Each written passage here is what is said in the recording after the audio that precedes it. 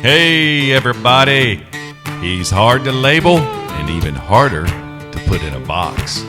So you know what we did? We stopped trying. That's right. Welcome to the Bryan Kennedy Show. Welcome. Today's show, today's podcast makes me think of the phrase, question, you got a light? You got a light. Oh, this is going to be fun to talk about today. Welcome back. This is the third episode of the Bryan Kennedy Show, and man, I'm excited you guys are spending time making some comments on the YouTube page, the website, bryonswebsite.com. All the things, that you're supposed to say at the beginning, like, share, all that kind of stuff.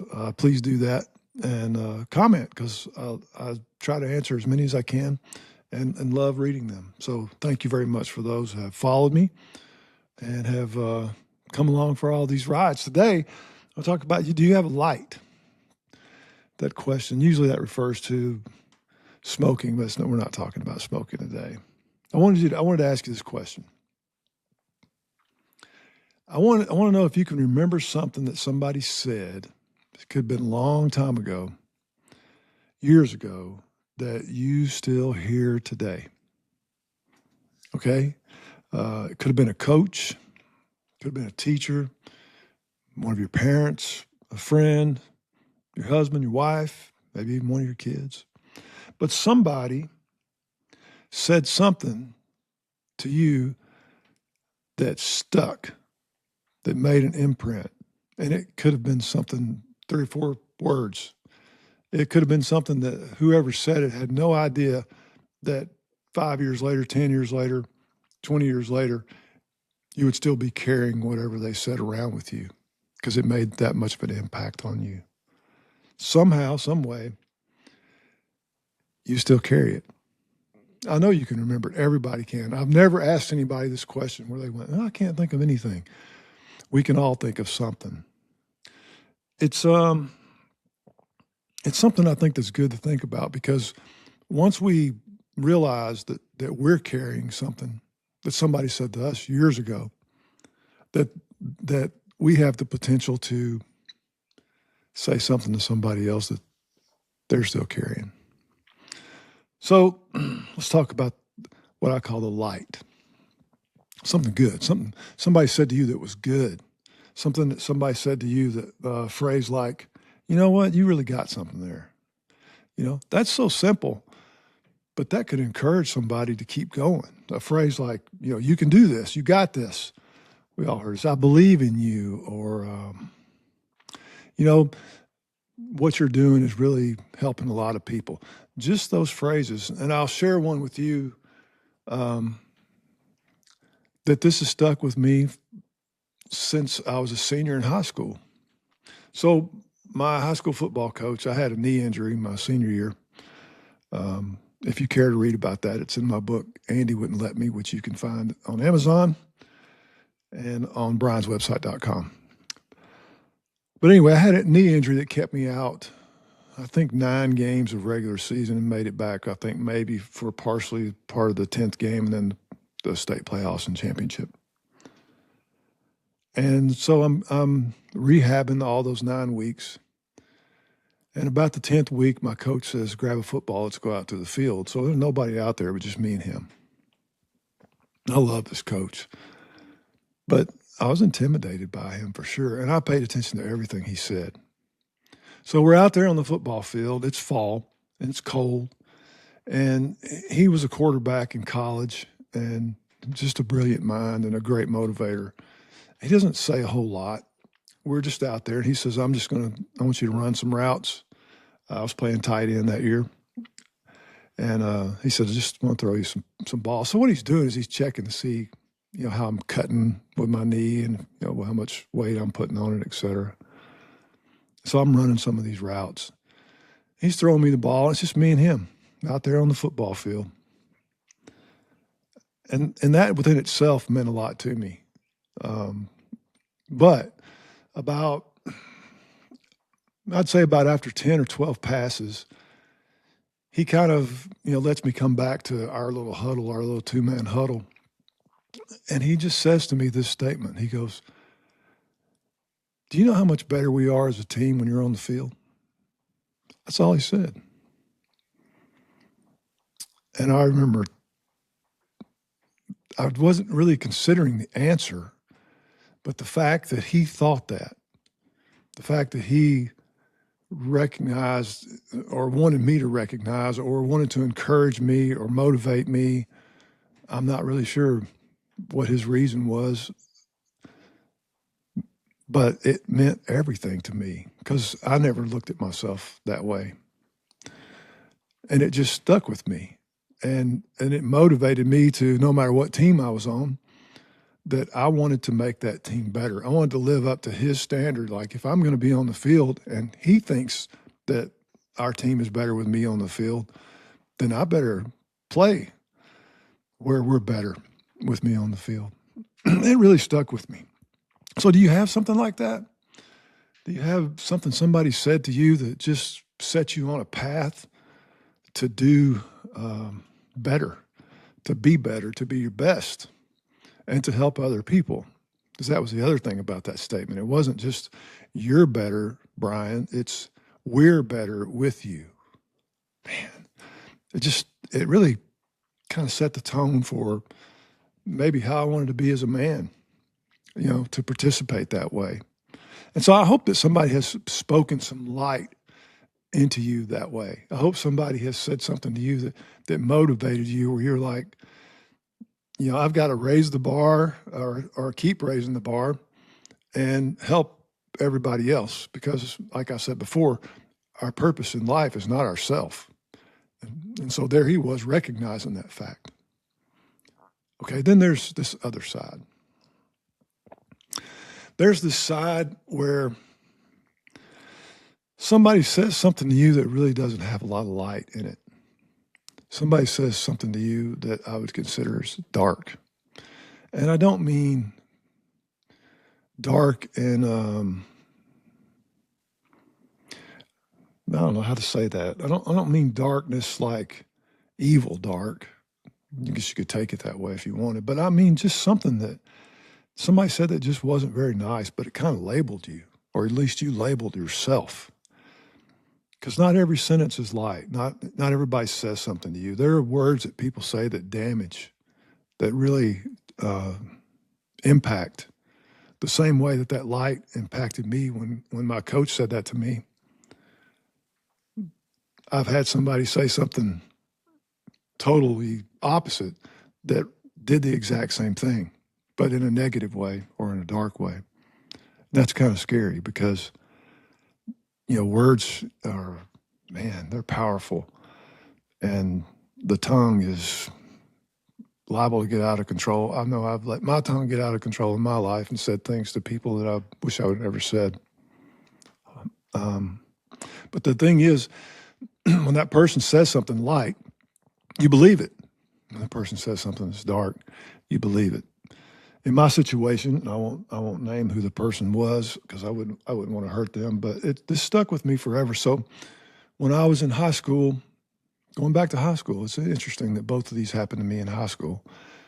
I think I was in a talent show and was singing a song called "I've Been Everywhere," which you have to. There's like, I don't know how many cities are in this song, but it's repetition of city after city. It kind of sounds like an auctioneer. And I'm singing that in a show, and this person came to see me in the show, and all this while I was never a good student, hardly ever. I do remember getting in the car with my mom when I was in kindergarten, which was a half day of school, and she said, "How was it?" And I said, "I hate it." And that was just the truth. I just didn't like anything about it. And honestly, I'm thankful for all my years that I got to go to school and college and degree and the whole deal, but I never liked it at all. There was really not much about it other than sports and the friends that I had and teachers and coaches. But school wasn't for me. And this didn't help. So I had performed this song, I think I was maybe 15, 16, and I was not doing good. I want to say failing a couple of classes. And I know that a lot of people have a hard time believing when I say that, they're like, no, you didn't really fail them. Yeah, I really did. I would have to go to summer school every summer to make up for what I pretty much struggled with or failed with the year before. So school never stopped for me once I got in seventh grade, all the way through college. I'd go to that year summer school, that next year summer school, and just kept going. And some of you know the story about it took me 20 years to graduate college. I'll tell that another time. But after I had performed this song, I was struggling. This person was talking to me about school and my grades and was trying to help me study. And I think they were going to call out some questions to me about a test, or for a test that I was going to take the next day, intending on helping me.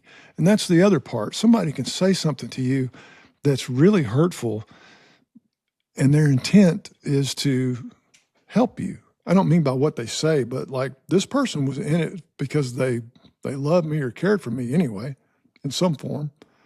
So they were essentially trying to help me by saying, you go study, come back, and I'll ask you these questions, and that way we can see if you're prepared to take your test. So I did. I went and studied. I could never study. I was terrible. I just couldn't, and I don't even know how to describe it today.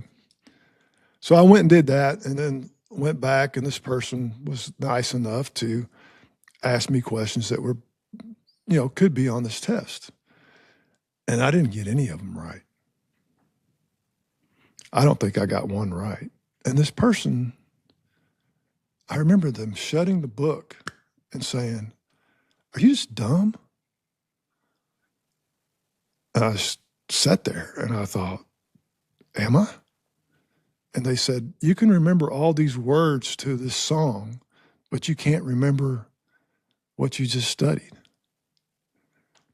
There was nothing wrong about that part because I could remember the words to the song, but I didn't remember what I just studied. But man, when they said, are you just dumb? I believed them. And it was kind of like a confirmation to me. And so I kind of began to believe that and carry that on through my scholastic years. And even after that, thinking, I must be dumb. And when I know that's not true.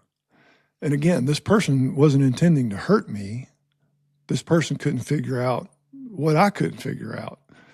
But something like that will stick with you. So do you have something in your life that somebody said to you that sticks to you like that? And how do you manage that for the rest of your life? Like you got a light thing and you got this dark thing. One's telling you that you're better when you're on the field. The other one's telling you that you're dumb or stupid or whatever the case may be for you. One of the reasons that I want to do the podcast, one of the reasons I am doing the podcast is because I have faith in Jesus. That's where I come from. So I can't apologize for that and really don't want to, but I think that's fair game for everybody to know. Whatever you believe is what you believe. I'm not trying to force anybody to believe anything, but that's where my foundation is. So it's one of the reasons why I love Scripture, things in the Bible, because God spends page after page after page speaking truth over people that believed lies, right? So it's not like where we've been in life and what people have said to us in life, because darkness is really loud, but light shows up. So when that situation happened to me, I've got one light over here, one really dark thing here. The thing that I would say to you guys is, if you can imagine this, you're in a room that is pitch black. There is zero light in that room. So if I asked you, what do you see? Your answer would be, I don't see anything. Okay?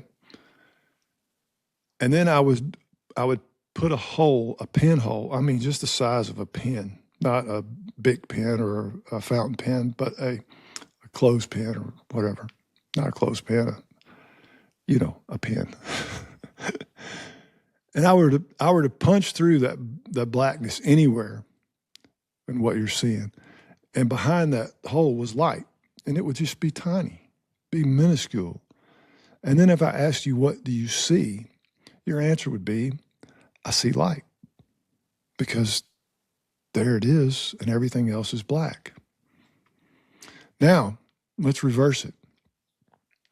If I take you outside and the sun is shining and all there is light, and I take a pin and punch a hole in that light, and behind it is black or darkness, and I said, what do you see? You would say light. You wouldn't even notice it. Man, that's a powerful thing. And the powerful thing about that, we're going to talk about that after we do Want to Hear a Great Line. Even though I'm a songwriter, every now and then I'll hear a song and one line will just jump out and stop me. And I think to myself, what a great line. I'm Bryan Kennedy. Welcome to Want to Hear a Great Line. Want to Hear a Great Line comes from a country music song. I mean, you can't get more traditional country music than this, and the writer as well. The writer is Hank Williams Jr., and the song is called Old Habits.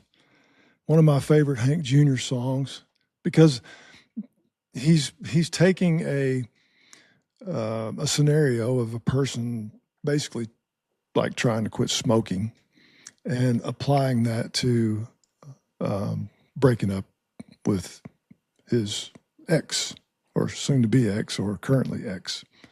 It's really cool because he starts out saying, I kicked the habit of smoking a long time ago. And basically he's saying old habits like you are hard to break. But there's this line in the song that starts out the second verse, and it says, I use lifesavers to help me get off cigarettes. But you know, for your love, I ain't found no lifesavers yet. And I love that because he's taken something that we all probably grew up, most of us, at least when he wrote this song, maybe having some lifesavers in our pocket, little mints, a little something to chew on, or they were called lifesavers. I don't know if they still have them or not, but it was something that we all had when we were kids. And then people that were trying to break a habit, instead of doing the habit like smoking a cigarette, they would put a lifesaver in their mouth. And so he's taken that, and then he's twisted around and says, but you know, for your love, I ain't found no lifesavers yet. And he's taking it and saying not just the little candy or the mint, but he's making it now to be a lifesaver, like you're overboard, you're drowning, and he hasn't found a lifesaver for that. So good, so hardcore country, and so relatable. I just love it so much. And so that right there is what I call a great line. Wish I would have written it, which I'm so glad he did. All right, back to the show. Oh, I love music. I love music. And I love that part of this podcast. It's really gonna be, I think, interesting, because once here in a couple of weeks, I'm gonna have my first guest. And oh man, he's such a great guy. And so I'm going to let the guests pick their line in a song and tell us why they think it's a great line and what it means to them. So this is really a lot of fun. So that's a cool thing to do. So I hope you enjoy that part of the podcast. So back to the darkness with the pinhole of light, and the light with the pinhole of darkness. I think that's a good example of what I'm trying to say is we have that ability, we have that power. Everywhere we go, every person that we see, we have that power to, in that darkness, be the little pinhole of light for that person, right? We have that power to your son, to your daughter, to your spouse, to the dude selling flowers on the corner, the guy at work, the person sitting beside you in church, your teammate, kind of even yourself, if probably in a whole nother episode, but that's how you speak light. You just say that positive thing, that one thing that you have no idea is going to affect that person. Like my coach to this day doesn't know how much that affected me. And the person that said the negative thing doesn't know how much that affected me. So which one do you want to be? Which one, when you wake up in the morning and you have your first encounter with the barista, or maybe you got pulled over by an officer, whoever that first encounter is, do you want to speak light or do you want to speak darkness? And then think about it the other way around. When you wake up in the morning and you go out, do you want your first encounter with somebody that speaks something to you to be light or to be darkness? I think that, just realize this, one sentence can be a lifetime of darkness. Just one sentence can be a lifetime of darkness for somebody.